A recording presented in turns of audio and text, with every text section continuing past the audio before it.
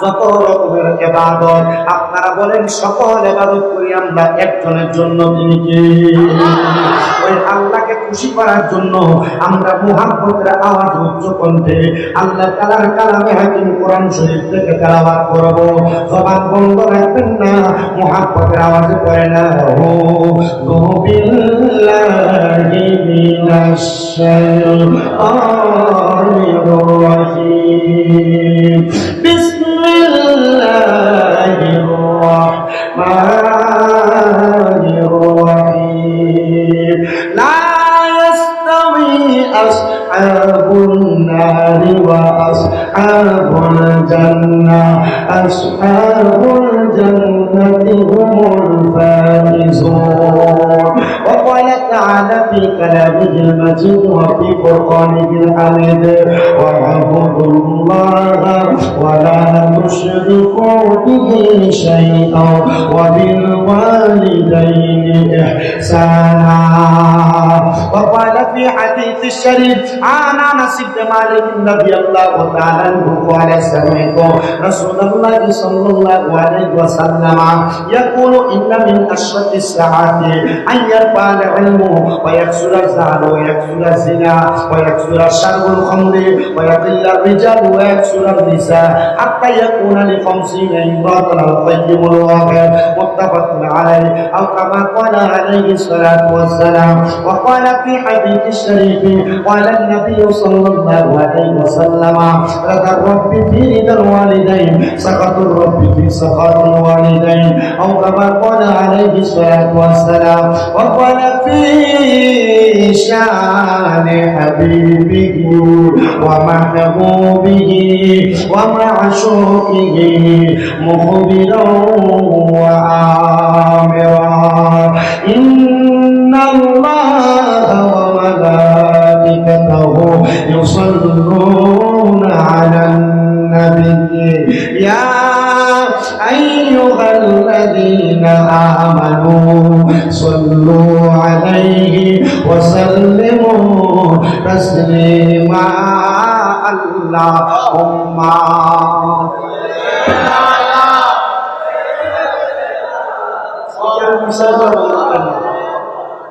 وعلى آله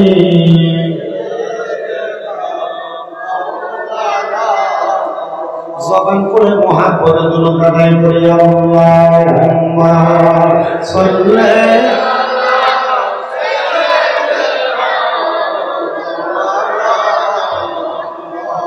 আলা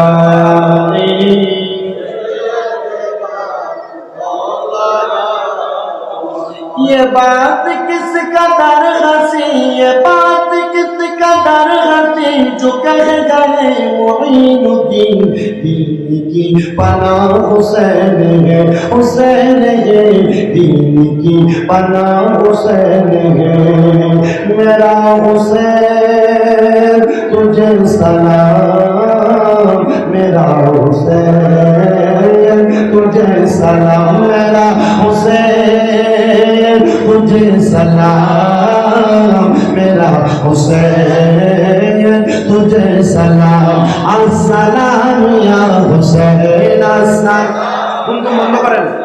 अस्सलाम या हुसैन मेरा बादशाह हुसैन है हुसैन है मेरा बादशाह हुसैन है मेरा हुसैन तुझे सलाम मेरा हुसैन तुझे सलाम. अल्लाहुम्मा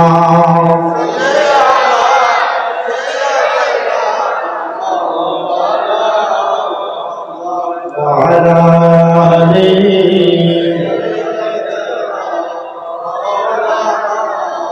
নবীজি আপনার ভালোবাসায় জীবনের গুনাহ ঝরে যায় নবীজি আপনার ভালোবাসায় আল্লাহর বন্ধু হওয়া যায়. আল্লাহুম্মা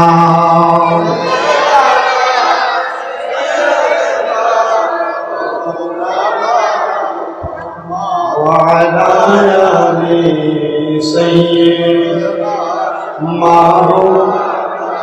محمد لا إله لا إله لا إله لا حسبي ربي جل الله ما في قلبي غير الله حسبي ربي جل الله ما في قلبي غير الله نور محمد ونور محمد لا إله إلا الله لا إله لا إله বন্ধু নামাজ রোজা চাইল না কেহ মা বাবার খেদমত চাইল না পড়ে নামাজ রোজা চাইল না কেহ মা বাবার খেদমত চাইল না আমার নবীর দরদ হইল না পড়ে নবীর আমার নবী তোমায় বলবে না লা ইলাহা লা ইলাহা আরে অনেক দূরে মদিনা আমরা কেমনে যাব জানি না আপনারা বলেন আমরা সবাই মদিনা যাইতে চাই কি চাই না এই দুনিয়ার মুসলমান মদিনা কেন যাইবা রে আল্লাহর নবী রাহমাতুল লিল আলামিন নবী আমার ঘোষণা করেছেন মান যারা কবরি ওয়াজাবাত লাহু শাফাআতি ইয়াউমাল কিয়ামাহ আমার নবী বলেন উম্মত সেই ব্যক্তি আমি নবীর রওজা মুবারক জিয়ারত করলো তার জন্য সুপারিশ করা আমি নবীর অত্যাবশ্যক ওয়াজিব হয়ে যায় ও মুসলমান আমার মাথার চুলগুলার দিকে তাকাইলে হয়তো বুঝতেছেন আপনারা সোশ্যাল মিডিয়াতে আমার বয়ান শ্রবণ করেছেন আমার চুলগুলা লম্বা লম্বা ছিল মাত্র অল্প কিছুদিন হয় আমি মদিনা শরীফ রওজা মুবারক জিয়ারত করে এসেছি আমি আমার নবীর রওজার সামনে দাঁড়ায়া দাঁড়ায়া আমি প্রত্যেক ওয়াক্ত নামাজের পরে আমার নবীর দিকে চুলগুলাকে ধইরা বলছি ইয়া রাসূলুল্লাহ মাথার মধ্যে পাগড়ি চুল রাখার কারণে অনেক মানুষ আমাকে ভণ্ড বলে অনেক মানুষ আমাকে বেদাতি বলে অনেক মানুষ আমারে ভাবে ভাবে মন্তব্য করে কিন্তু নবী আপনার সাহাবী আনাস ইবনে মালিক রাদিয়াল্লাহু তাআলা আনহু নিজেই তো হাদিস বলেছে লাহু শারুন ইয়াদরিবু মান কাবাইহি আপনি নবীর চুল মুবারক আপনার ঘাড় মুবারক পর্যন্ত ছিল আপনি নবীর সুন্নাত আদায় করার লক্ষ্যে আমি আমার মাথার মধ্যে লম্বা চুল রেখেছি নবী গো এই চুলগুলো রাখার পরেও আমি আপনার রওজা মুবারকে আগে আসছি মক্কায় আগে যাই নাই আপনার সালাম দিয়া এখান থেকে আমি মদিনাতুল মুনাওয়ারা থেকে মক্কায় চলে যাব সেখানে যাওয়ার পর আমার চুলগুলা কাইটা ফেলা হবে কিন্তু নবী আপনি আমার জন্য একটু নুরানি হাতটা বাড়িয়ে দিয়ে আপনার এই সুন্নত চুলগুলার কারণে আমার আল্লাহ যেন আমার নাজাতের ফয়সালা করে মুসলমান কেন মদিনায় যাইবা আমি আরেকটু সুন্দর করে বললে বুঝতে পারবেন আপনারা আমি যখন মদিনা শরীফে বাবু সালাম দরজা দিয়ে আমার নবীর রওজার দিকে প্রবেশ করতেছি আমি তাকে দেখলাম অনেক মানুষ রওজার দিকে নামাজের পরে দলে দলে যাচ্ছে আমি চিন্তা করলাম মানুষগুলো কোথায় যায় যেহেতু প্রথমবার মদিনাতে আসছি আমি তো জানি না আমি তাদের পেছনে পেছনে যাইতে লাগলাম হঠাৎ করে দেখলাম গো একবারে মদিনা শরীফের সবুজ গম্বুজটা দেখা যায় আমি নবীদের সবুজ গম্বুজের দিকে তাকায়া গম্বুজের বাম দিক হইয়া বাবু সালাম নামক দরজাটা দেখলাম বাবু সালাম দরজা দিয়া আমি আমার নবীদের রওজা মুবারকের দিকে হাঁটতে লাগলাম আমি তাকে দেখলাম অনেক মানুষ রওজার দিকে যায় অনেকের মুখের মধ্যে হাসি দেখা যায় একজন আর একজনের সঙ্গে কথা বলতেছে আমি বুঝতে পারলাম না মানুষগুলা নবীজির রওজার সামনে যায় কেন কথা বলে হঠাৎ করে দেখলাম রে আমার নবীজি রওজা মুবারকের সামনে যাওয়ার পরে সবগুলা মানুষের চোখ দিয়া ভায়া ভায়া পানি পড়তেছে। আমি চিন্তা করতে লাগলাম কেন মানুষগুলার চোখগুলা দিয়া ভায়া ভায়া পানি পড়তেছে। পরে বুঝতে পারলাম এই মানুষগুলা আমার নবীজি রওজা মুবারক দেখার জন্য বড় পাগল পাড়া। আমার সাথে একজন ভাই মোহাম্মদ জাকারিয়া, আমি তারা প্রশ্ন করলাম, ও ভাই মদিনা শরীফ আসছেন, খুশির বিষয়ে কান্না করেন কেন? উনি আমার দিকে আঙ্গুল তুলে বলে, হুজুর আপনার চোখেও তো পানি দেখা যায়, আপনি কেন কান্দেন? আমি বললাম আমি কখন কাঁদলাম, চোখের পানি কখন আসছে আমি বুঝতে পারি নাই। উনি বলে, হুজুর রওজায়ে আতহারের এটাই সবচাইতে বড় মুজিজা। আমার নবীজি রওজা মুবারকের সামনে যদি কোনো আশিক রাসূল হাজির হয়ে যায়, সে তার চোখের পানি ধইরা রাখতে পারে না। ও মুসলমান, আপনার এই পূর্ব জোয়ারার মসজিদের ভিতরে আপনি যদি এক ওয়াক্ত নামাজ পড়েন গো, আপনার আমল নামার মধ্যে এক ওয়াক্তের সওয়াব হবে। কিন্তু রাহমাতুল লিল আলামিন নবীর মদিনাতুল মুনাওয়ারা মসজিদে নববীর ভিতরে কেউ যদি মাত্র এক ওয়াক্ত নামাজ আদায় করে, তার আমল নামার মধ্যে 50,000 ওয়াক্তের সওয়াব লিপিবদ্ধ হয়ে যাবে। মুসলমান, শুধু 50,000 ওয়াক্ত নামাজের সওয়াব আমল নামার মধ্যে আসবে, এটা না। ওই রওজা মুবারক মদিনাতুল মুনাওয়ারার মধ্যে একটা জায়গা আছে, যেই জায়গাটার নাম হলো রিয়াজুল জান্নাহ। এই জায়গাটাকে আমার দয়াল নবী জান্নাতের একটা অংশ বলে ঘোষণা করেছে। মা বাইনা বাইতি ওয়া মিনবারি রওজাতুম মিন রিয়াজিল জান্নাহ। আমার নবী কয় আমার রওজা মুবারক এবং আমার ঘর মুবারক এর মধ্যবর্তী জায়গাটা রিয়াজুল জান্নাহ, জান্নাতের একটা টুকরা। এ আমার এই চন্দ্রনাইশ এলাকার বাবারা, আপনার টাকার অভাব নাই, ব্যাংকে টাকা রেখেছেন, আপনার ঘরের আলমারিতে টাকা রাখছেন, আপনার কাছে 2-3 লাখ 4 লাখ 5 লাখ টাকা হইলে আপনি টাকাগুলা জমায় রাখেন জায়গা ক্রয় করার জন্য। কিন্তু জানেন মাত্র 1,40,50,000 টাকা হইলে উমরা হজ করার জন্য মক্কা মদিনা যাওয়া যায়। এই টাকাটা দিয়া তাড়াতাড়ি নিয়ত করেন রে বাবা, যেন মক্কা মদিনা আপনি যাইতে পারেন। খোদার কসম রে, রাসূলের পাকের রওজা মুবারক দেখলে আপনি শান্তি, অন্তরে শান্তি পাবেন। শুধু তাই নয়, ফজরের নামাজের পরে আর আসরের নামাজের পরে রওজা মুবারক থেকে বাবু জিবরাইল দিয়ে বাইর হইয়া যখন আপনি জান্নাতুল বাকির কবরস্থানের মধ্যে যাবেন, খোদার কসম জান্নাতুল বাকিতে এই রৌদ্রের মধ্যে যে একটা বাতাস আপনার গায়ে লাগবে, আপনার কাছে মনে হবে ওই বাতাসটা দুনিয়ার কোনো সাধারণ বাতাস না। আমার আল্লাহ উম্মতে মুহাম্মদীকে প্রশান্ত করার জন্য আমার আল্লাহ জান্নাতের বাতাস উম্মতের পরিচয় লাগায় দেয়। ভালোবাসার জায়গা মদিনা, ভালো লাগার জায়গা মদিনা, বলে ভালোবাসার জায়গা মদিনা, ভালো লাগার জায়গা মদিনা, বলে ভালোবাসার জায়গা মদিনা, ভালো লাগার জায়গা মদিনা। আইরে এত সুন্দর জায়গা কোথাও দেখি না, এত সুন্দর জায়গা কোথাও দেখি না, সাজিয়েছে দয়াল রাব্বানা, ভালোবাসার জায়গা মদিনা, বলে ভালোবাসার জায়গা মদিনা, ভালো লাগার জায়গা মদিনা। মদিনা শরীফে নূরের খাজিনা, মদিনা শরীফে নূরের খাজিনা, আশিক ছাড়া অন্য বুঝে না, ভালোবাসার জায়গা মদিনা, বলেন আশিক ছাড়া অন্য বুঝে না, ভালোবাসার জায়গা মদিনা, বলেন ভালোবাসার জায়গা মদিনা, ভালো লাগার জায়গা মদিনা, বলেন ভালোবাসার ভালো লাগার জায়গা মদিনা। ও বাবা, যেই মদিনা এত সুন্দর, যেই মদিনা এত ফজিলত, যেই মদিনা এত বরকত, এবার বলেন আমরা সবাই ওই মদিনা যাইতে চাই কি চাই না? কারা কারা যাইতে চায় ডান হাত তুলে আমার আল্লাহকে দেখায়, আর জবান বলে জোরে একটা তাকবীর হবে, জোরে আরে তাকবীর।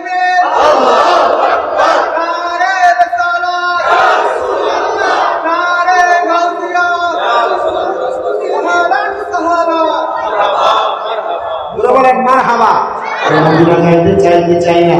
মহব্বতের আওয়াজে সবাই বলেন দয়াল আল্লাহ দয়া করে দয়া নসিব করেন মদিনা লা ইলাহা লা ইলাহা লা ইলাহা লা ইল্লাল্লাহু মুহাম্মাদুর রাসূলুল্লাহ সাল্লাল্লাহু আলাইহি ওয়াসাল্লাম। হে আমার মুমিন মুসলমানের দয়েরা, আমি আর ডাইনে ভাবে যাব না, ডাইরেক্টলি আমার আলোচনার মধ্যে প্রবেশ করলাম। আমি আল্লাহ তাআলার কুরআনুল কারীমের মধ্য থেকে দুইটা আয়াতে কারিমা তেলাওয়াত করেছি। একটা আয়াতে কারিমা পরিপূর্ণ তেলাওয়াত করেছি, আর একটা আয়াতে কারিমার খণ্ড বিশেষ তেলাওয়াত করেছি। এক নাম্বার যে আয়াত আমি তেলাওয়াত করেছি, আয়াতে কারিমার মধ্যে আমার আল্লাহ তাআলা বলেন বিসমিল্লাহির রহমানির রহিম লা ইয়াসতাউই আসহাবুন নারি ওয়া আসহাবুল জান্নাহ আসহাবুল জান্নাতি হুমুল ফাইজুন। সবাই খুলে জোরে সরে বলেন সুবহান। আপনাদের দুয়ার বরকতে আমাদের কুমিল্লা ইসলামিয়া আলিয়া মাদ্রাসায় আমি বর্তমানে কামেল দ্বিতীয় বর্ষে পড়ালেখা করি। কুমিল্লা ইউনিভার্সিটিতে বাংলায় অনার্স ফাইনাল ইয়ারে পড়ালেখা চলতেছে। যখন আমরা কুমিল্লা আলিয়া মাদ্রাসার মধ্যে কামেলে তাফসীরে জালালাইনের কাজ করতেছিলাম, আমাদের মাদ্রাসার যিনি উস্তাদুল আসাতেজা মাওলানা আব্দুর রাজ্জাক হুজুর মাদ্রাসাল্লাহুল আলী, উনি বলেন এই আয়াতে কারিমার তাফসীর করেছেন তিনজন ব্যক্তি, বড় সুন্দর। এর মধ্যে আল্লামা জালালউদ্দিন সুয়ুতী রহমাতুল্লাহ আলাইহি, আল্লামা জালালউদ্দিন মুহল্লি রহমাতুল্লাহ আলাইহি, এই দুইজন মিলে তাফসীর জালালাইন লিপিবদ্ধ করেছেন। একজন না দুইজন জালালউদ্দিন তাফসীর জালালাইন লিখেছেন, এইজন্য কিতাবের নাম তাফসীর জালালাইন। জালালাইন মানে হলো দুইজন জালাল। আল্লাহু আকবার বলবেন না? আল্লাহু আকবার। আমার মুসলমানেরা, হুজুর বলেন এই দুইজন তাফসীরকারকে আয়াতে কারিমার উপর এক হয়েছেন এবং আল্লামা ইমাম বাগবী রাহমাতুল্লাহ আলাইহি এক তাফসীর বর্ণনা করেছেন। তারা বলেন জান্নাত এবং জাহান্নাম, জান্নাতি এবং জাহান্নামী তারা একরকম নয়। আল্লাহ কেমন? আমার আল্লাহ তাআলা ঘোষণা করেছে আসহাবুল জান্নাতি হুমুল ফাইজুন, যারা জান্নাতি তারা হলো সফলকাম। জোরে সরে বলেন সুবহান। ইয়া রাসূলুল্লাহ, ইয়া হাবিবাল্লাহ, নবী গো আপনার কাছে জানতে যে আপনি নবী বলেন না যারা জান্নাতি তারা একরকম নয়, যারা দোজখী তারা একরকম নয়। জান্নাতি আর দোজখীর মধ্যে একটা পার্থক্য আছে না নাই? কেমন পার্থক্য একটু মনোযোগ দিবেন।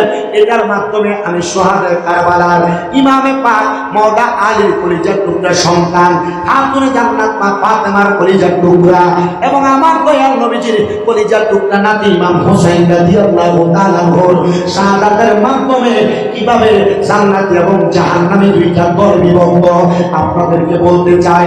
বলে হুজুর কেন জান্নাতি এবং জাহান্নামী দুইটা দল কেমনে বিভক্ত হলো? ও বাবা, আমরা সুন্নিদেরকে মাঝে মাঝে দেখবেন অন্য দলেরা অন্য পন্থীরা আমাদেরকে বন্ধ আর বেদাতি বলে ফতোয়া লাগায়। কথা বলেন, বলে কি বলে না?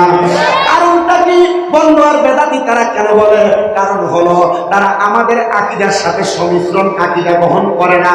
আমাদের আকীদা যেটা আল্লাহর হাবিব সাল্লাল্লাহু আলাইহি ওয়াসাল্লাম নবী নূরের নবী, আমাদের আকীদা আল্লাহর হাবিব সাল্লাল্লাহু আলাইহি ওয়াসাল্লাম হাজির ও নাজির, আল্লাহর হাবিব সাল্লাল্লাহু আলাইহি ওয়াসাল্লাম গায়েবের খবর দেনেওয়ালা, রাহমাতুল লিল আলামিন নবী, হায়াতুন নবী, জিন্দা নবী। শুধু তাই নয়, দেখবেন তাদের মাহফিলের মধ্যে উহুদের যুদ্ধের বয়ান হয়, বদরের যুদ্ধের বয়ান হয়, তাবুকের যুদ্ধের বয়ান হয়, খন্দকের যুদ্ধের বয়ান হয়, কিন্তু তাকায়া দেখবেন সোহাদায়ে কারবালা ইমাম হুসাইনে পাকের শাহাদাতের বয়ান হয় না। বলে কেন বয়ান হয় না? কারণ এটার মাধ্যমে তাদের মূল কোরআন কোমর ফাঁক হয়ে যাবে। হুজুর কেমনে ফাঁক হবে জানতে চাই। কারণ ইমামে আলী মাকাম ইমাম হুসাইন রাদিয়াল্লাহু তাআলা আনহুকে যারা শাহাদাত করেছিলেন এর মধ্যে লক্ষ্য করে দেখলে জিদ বাহিনীর মধ্যে একজন দুইজন না, 7,000 কোরআনে হাফেজ ছিলেন। 7,000। এদের শরীরের মধ্যে পাঞ্জাবি ছিল, এদের মাথার মধ্যে পাগড়ি ছিল, এদের মুখের মধ্যে দাড়ি ছিল, কিন্তু এরা কোরআনুল কারীমকে তাদের সিনাতে ধারণ করেছে। কিন্তু হাফেজে কোরআন হইয়া কোরআন মুখস্থ কইরা আল্লাহর নবীর নাতির কলিজাতে আঘাত করেছে। নবীর নাতির গলা মুবারকের মধ্যে তরবারি চালাইছে। শুধু 7,000 কোরআনে হাফেজ ছিল না, 3,000 মুফতি সাহেব ছিল। মুফতি সাহেব, ও বন্ধু, মুফতি নামটা দেখলাম না পাগল হইয়া যায়।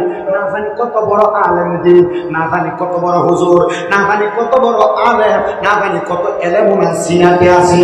কিন্তু আল্লাহর নবী রাহমাতুল লিল আলামিন নবীর নাতির গলা মুবারকে যারা ছুরি চালাইছে ইয়াদিদ বাহিনী, ওই ইয়াদিদ বাহিনীর মধ্যে 3,000 মুফতি ছিল। কিন্তু তারা নামের মুফতির কথা সত্য, তাদের সিনার মধ্যে আহলে বাইতে রাসূলের প্রেম ছিল না, হুসাইনে পাকের প্রেম ছিল না, নবীর বংশের প্রেম ছিল না। শুধু তাই নয়, 22,000 সৈন্য নিয়া ওই ইয়াদিদ বাহিনী আমার নবীজির নাতির গলা মুবারকে তরবারি চালিয়েছে। কিন্তু আমার দয়াল নবী রাহমাতুল লিল আলামিন নবী বলে, উম্মতের দয়ারা, ওই মানুষগুলা ইরাকের বাসিন্দা হইয়া কুফা নগরীতে বসবাস কইরা আমার নাতির গলা মুবারকে তরবারি চালিয়েছে, কথা সত্য। তবে তোমরা মনে রাখবা, দুনিয়ার জমিনের মধ্য থেকে যখন তোমরা বিদায় হয়ে যাইবা, যদি তোমাদের সিনার মধ্যে আহলে বাইতে রাসূলের বিন্দু পরিমাণ মুহাব্বত থাকে, ভালোবাসা থাকে, ওই মুহাব্বত নিয়ে কবরে আসতে পারলে আমি রহমতের নবী তোমাদেরকে শাফাআত করে জান্নাতের মধ্যে নিয়ে যাওয়া। জোরে বলি সুবহানাল্লাহ। আমার মুসলমানেরা, ও চন্দনের এলাকার বাবাজিরা, হযরতে শাহ আমিনুল্লাহ শাহ রহমাতুল্লাহ আলাইহি মাজার প্রাঙ্গণে যারা মাহফিল সাজাইলেন, আপনারা কিন্তু আহলে বায়াতকে মুহাব্বত করে মাহফিল সাজাইছেন। টোন যেটাকে বলে টোন, এই যে দেখতেছেন, এই টোনটা কমায় না, মানে যেন কোনো ঝনঝনানি না থাকে, ডাইরেক্ট সাউন্ড। আমার মুসলমানেরা, আপনারা মাহফিল কেন সাজাইলেন? যদি আপনাদেরকে প্রশ্ন করে, আপনারা বলবেন যে হুজুর আহলে বায়াতকে ভালোবেসে, কথা বলেন ঠিক কিনা? আহলে বায়াতকে ভালোবেসে। কিন্তু আপনার মনে কি প্রশ্ন জাগে না, আহলে বাইতে রাসূলকে ভালোবেসে মাহফিল সাজানোর কারণে আপনি সে আহলে বায়াতের মুহাব্বত অন্তরে ধারণ করার কারণে ইন্তেকালের পরে আপনি আহলে বায়াতের সুপারিশ পাবেন কিনা? আসেন সুন্দর একটা হাদিসে মুবারাকার মাধ্যমে আপনাদেরকে শোনানোর চেষ্টা করি। আম্মা জান হযরতে আয়েশা সিদ্দিকা রাদিয়াল্লাহু তাআলা আনহা থেকে হাদিসটা বর্ণিত। আমার দয়াল নবীজি একদিন খাতুনে জান্নাত মা ফাতেমাতুজ জাহরা রাদিয়াল্লাহু তাআলা আনহা, মারহাবা বলেন না, খাতুনে জান্নাত মা ফাতেমাকে আমার নবীর ঘরে আহ্বান জানালেন। খাতুনে জান্নাত নবীজির ডাক পায়া আমার দয়াল নবীজির ঘর মোবারকের মধ্যে হাজির হইলেন। নবীজির স্বভাব কেমন ছিল? আহলে বায়াতকে আমার নবী নিজে ইজ্জত করতেন, সম্মান করতেন। আহলে বায়াতকে আমার নবী নিজে মর্যাদা দিতেন।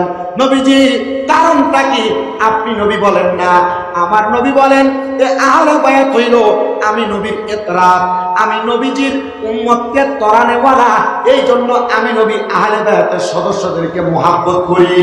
আপনি জান্নাত যখন আমার নবীজির হুজরা মুবারকের মধ্যে প্রবেশ করলেন, প্রবেশ করার সাথে সাথে আমার দয়াল নবী দাঁড়িয়ে গেলেন। দাঁড়ায়া নবীজি যেই জায়গার মধ্যে বসা ছিলেন, এটা বন্ধ করে,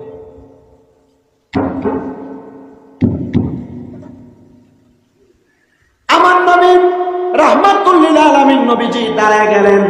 দাঁড়ায় সে জায়গার মধ্যে খাতুনে জান্নাতকে বসতে দিলেন। খাতুনে জান্নাত বলেন, আমি যখন বসলাম আমার নবীজি ঘরের একটা কন্যার থেকে হাতের মধ্যে করে সাদা একটা রুমাল আনলেন, সাদা একটা কাপড় আনলেন, আর আমার নবী কাপড়টাকে হাতের মধ্যে নিয়ে, নবীজি কাপড়টাকে একটা দুইটা না, আমার নবীজি কাপড়টাকে একটা টুকরা করলেন, কাপড়টাকে দুইটা টুকরা করলেন, আমার নবী কাপড়টাকে তিনটা টুকরা করলেন, হাতের মধ্যে চারটা টুকরা নিলেন। চারটা টুকরা নিয়ে আমার নবীজি আমার হাতে কাপড়গুলা তুলে দিলেন। আমি প্রশ্ন করলাম, ইয়া রাসূলুল্লাহ, ইয়া হাবিবাল্লাহ, নবী হে, আপনার কাছে জানতে চাই এই কাপড়গুলা কিসের কাপড়? আমার নবী ডাক দিয়ে বলে, ও খাতুনে জান্নাত ফাতেমাতুজ জাহরা, এই কাপড়গুলা দুনিয়ার কোনো কাপড় না, আমার আল্লাহ তাআলা হযরতে জিবরাইলের মাধ্যমে জান্নাত থেকে কাফনের কাপড় আমি দয়াল নবীর কাছে হাদিয়া পাঠাইছি। কিসের কাপড় বলেন না কিসের কাপড়? খাতুনে জান্নাত ফাতেমা বলে, আব্বা ও আব্বা, আপনার কাছে 4টা টুকরা কাপড় আমার আল্লাহ তাআলা পাঠাইছেন। 4টা কাপড়ের টুকরা আপনি আমার হাতে দিলেন, এই নেন আপনার হাদিয়া। রহমতের নবী একটা কাপড় ওনার কাছে রাখলেন, আরেকটা কাপড়ের টুকরা খাতুনে জান্নাতের হাতে দিয়ে বললেন, ওই কাপড়টা হলো আমার আলী রাদিয়াল্লাহু তাআলা আনহু। নবীজি আরেকটা কাপড়ের টুকরা নিলেন, ওই টুকরাটা খাতুনে জান্নাতের হাতে দিয়ে বললেন, ও ফাতেমা, এই কাপড়টা তোমার জন্য। নবী আমার আরেকটা কাপড়ের টুকরা নিয়ে খাতুনে জান্নাত ফাতেমাকে বললেন, ও ফাতেমা, এই কাপড়টা হলো আমার ইমাম হাসানের জন্য। এই কাপড়গুলো বন্টন করার পরে খাতুনে জান্নাত মা ফাতেমা তুজাহরা রাদিয়াল্লাহু তাআলা আনহার মুখ মুবারক একবার লাল হয়ে গেছে, চোখ মুবারক লাল হয়ে গেছে। প্রশ্ন করে, ইয়া রাসূলুল্লাহ, ইয়া হাবিবাল্লাহ, নবী হে, আপনি গো আমাকে একটা কাপড়ের টুকরা দিলেন, হযরত মাওলানা আলীর জন্য একটা কাপড়ের টুকরা দিলেন, আমার ইমাম হাসানের জন্য একটা কাপড়ের টুকরা দিলেন।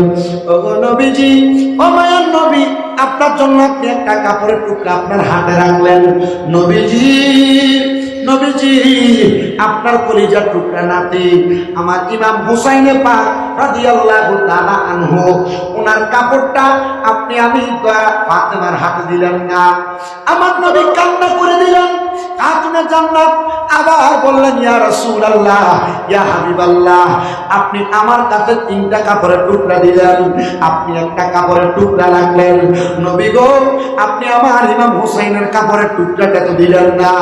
আমার নবী কান্না করে দিলেন, খাতুনে জান্নাত ডাক দিয়ে বলে, নবী গো, আপনি আমার হাতে একটা কাপড়ের টুকরা দিলেন, আমার হাসানের জন্য একটা কাপড়ের টুকরা দিলেন, আমার মাওলানা আলীর জন্য একটা টুকরা দিলেন, আপনি নবীর জন্য একটা রাখলেন। ও দয়াল নবী, আপনি আমার ইমাম হুসাইনের জন্য একটা কাপড় দিলেন না। আমার নবী কান্দে আর ডাক দিয়া বলে, ও খাতুনে জান্নাত ফাতেমা, শোনো রে, ও ফাতেমা, আমি নবীর ইন্তেকালের পরে আমি নবীজিকে এই কাপড়ের কাপড় দ্বারা কাফন দেওয়া হবে। ও মদিনার আশিক রাসূল ভাইরা, ও মদিনার নবীর পাগল প্রেমিকেরা, মনে রাখতে হবে, এই জায়গায় ইন্তেকাল শব্দের অর্থ কিন্তু আমার নবীকে মরা নবী বলে নাই। ইন্তেকাল শব্দটা বাবে ইনফিয়ালের ওজনে স্থানান্তরিত হওয়ার শব্দ ব্যবহৃত হয়। আমার নবীজি ইন্তেকাল করেছেন, স্থানান্তরিত হয়েছে, জায়গা পরিবর্তন করেছেন। আমার নবী রওজা আতহারের মধ্যে এখনো পর্যন্ত জীবিত অবস্থায় আছেন, কিয়ামত পর্যন্ত থাকবেন। আমার নবীজি কিয়ামতের 1 সেকেন্ড আগে হইল উম্মতকে ধরানোর জন্য রওজা মুবারক থেকে হাসরের ময়দানে উপস্থিত হয়ে যাবে। বিশ্বাস রাখতে হবে আমার নবী হায়াতুন নবী, বলেন না, বিশ্বাস রাখতে হবে আমার নবী হায়াতুন নবী। যুব সমাজের পায়ের মধ্যে হাত দিয়ে বলবো, বড় বড় মৌলভী সাহেব মাথার মধ্যে কত সুন্দর করে পাগড়ি টুপি পরা, পাঞ্জাবি পরা, দাড়িওয়ালা, সুন্দর সুন্দর স্পিলিং এর মাধ্যমে আপনার সঙ্গে কথা বলে, কিন্তু আপনাকে বুঝাইতেছে নবী তো আমাদের মতো সাধারণ একজন মানুষ। নবী আমরা যেমন ইন্তেকাল করি, নবীও তেমন ইন্তেকাল করে। আবার এমন অনেক কিতাবের মধ্যে দেখতেছি বাতিল ফেরকারা লিখতেছে আমাদের আমল নামা যেমন ওজন করা হয়, রহমতের নবীর আমল নামা নাকি এমন ওজন করা হবে, আর আমার নবী নাকি মিজানের পাল্লার দিকে ফেল ফেল করে তাকিয়ে থাকবে। এটা কোনো মানুষের কথা হতে পারে না, এটা 100% কাফের মুশরিক বেঈমানের কথা। মনে রাখতে হবে রাহমাতুল লিল আলামিন নবীকে আমার আল্লাহ তাআলা দুনিয়া এবং আখিরাতের ওয়াফাদারি দান করেছেন। আমার নবীজি হায়াতুন নবী হইনা আমার নবীজি রওজা মুবারকের মধ্যে থাইকা উম্মতকে দেখতেছেন, উম্মতকে দেখতে থাকবেন, উম্মতকে দেখে গিয়েছেন। আমার নবীজি হায়াতুন নবী, জিন্দা নবী, নবী মরে যায় নাই, পৌঁছে যায় নাই, হায়াতুন নবী এখনো পর্যন্ত রওজা মুবারকের মধ্যে আছে। জোরে বলি সুবহান। তো যেই কথা রহমতের নবী বলে আমার ইন্তেকালের পরে এই কাপড়টার আমার কাফন দেওয়া হবে। ও ফাতেমা, আমার আলী যখন ইন্তেকাল করবে আমার আলীকে এই কাফনের কাপড় দ্বারা ইন্তেকালের পরে কাফন দেওয়া হবে। ফাতেমা, এই কাপড় দ্বারা তোমাকেও কাফন দেওয়া হবে।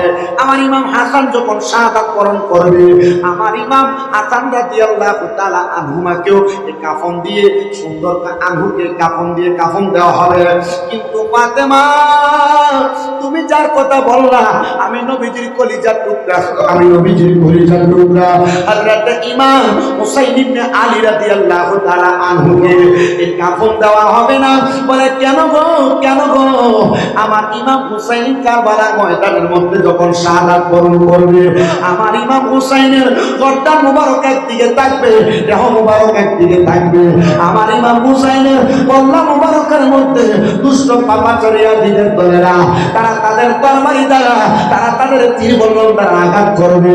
ফাতেমা জান্নাত ফাতেমা কান্না করে আর ডাক দিয়ে বলি ইয়া রাসূলুল্লাহ, ইয়া হাবিবাল্লাহ, নবী গো, আপনি তো রাহমাতুল লিল আলামিন নবীজি, আপনি নবী যেই কর্ম করেন এই কর্ম উম্মতের জন্য ধর্মে রূপান্তরিত হয়ে যায়।